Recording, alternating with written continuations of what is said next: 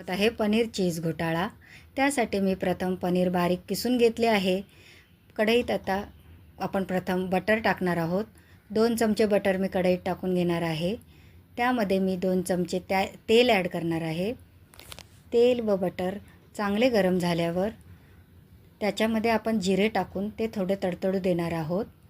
आपले जिरे आता चांगले तडतडले आहे। आता मी त्याच्यामध्ये एक बारीक हिरवी मिरची, बारीक चिरलेला कांदा घालणार आहे। कांदा चांगला ब्राऊन होईपर्यंत भाजून घेणार आहे। मग त्याच्यामध्ये मी बारीक चिरलेला टोमॅटो ॲड केला आहे। तो टोमॅटोही मी चांगला परतून घेतला आहे। टोमॅटो नंतर मी बारीक चिरलेली शिमला मिरची ॲड करून तीही चांगली परतून घेणार आहे। आता अद्रक लसूण पेस्ट आणि हळद टाकून आपण परतून घेणार आहोत। आता त्यामध्ये मी चाट मसाला, पावभाजी मसाला, धने जिरे पावडर, लाल मिरची पावडर, मिक्स हर्ब्स आणि पेरी पेरी मसाला टाकून तेही परतून घेतले आहे। आता मी त्यामध्ये टाकत आहे लाल मिरची पावडर आपल्या आवडीप्रमाणे व हे सर्व चांगले परतून घेणार आहे। आता आपण हे सर्व मसाले एकजीव करून घेणार आहोत।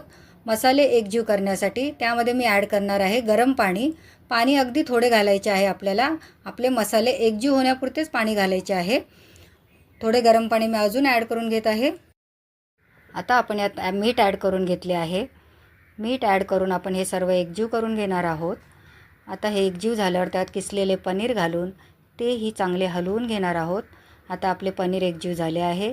आता वरून मी याच्यामध्ये टाकणार आहे कोथिंबीर, चीज आणि थोडे मेल्टेड चीजही टाकणार आहे। माझ्याकडे स्लाइस चीज होते तेही टाकले व मेल्टेड चीज होते तेही टाकले आहे। हे सर्व मी मिक्स करून घेणार आहे। हे मिक्स करून झाल्यावर याच्यावर झाकण ठेवून एक वाफ येऊ दिली आहे। वाफ आल्यावर परत त्याच्यावर कोथिंबीर ॲड करून थोडं बटर घातलं आहे। आपला पनीर चीज घोटाळा गरमागरम पावासोबत खाण्यासाठी तयार आहे।